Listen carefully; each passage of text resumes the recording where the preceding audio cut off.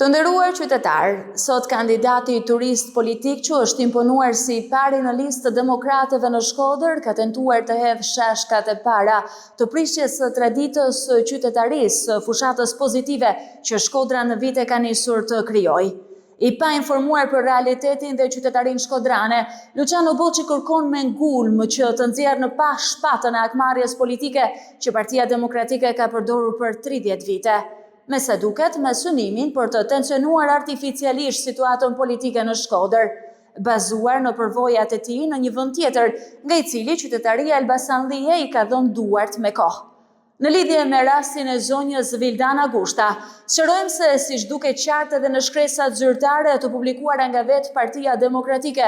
largimi i saj nga detyra është bërë për shkelje të vendimit të Këshillit Ministrave numër 112 datë 26 shkurt 2025 për marrjen e masave dhe monitorimin e veprimtarisë, sjelljes apo përdorimit të burimeve njerëzore, administratës shtetërore gjatë procesit zgjedhor për zgjedhjet e përgjithshme të vitit 2025.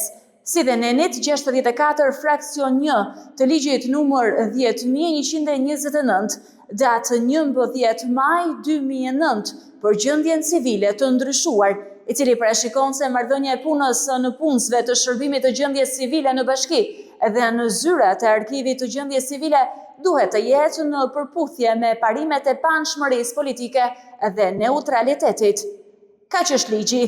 as më pak dhe as më shumë. Në vjen keq për zotin Luciano Boçi të sapo instaluar në Shkodër si abanxhi dhe çiraxhi politik për këtë muaj fushate, i cili ka zgjedhur të flasë pas një informacion të saktë. Ai është përdorur nga kolegët e tij në parti sepse asnjë tjetër nga kryesia nuk mund të dalë dhe të flasë për këtë temë. Nëse ka interes të di se kush punon sot në Bashkinë e Shkodrës, mjafton të drejtohet antarëve të kryesisë së Partisë Demokratike apo edhe kandidatëve në lista për deputet, të pyes Elionën,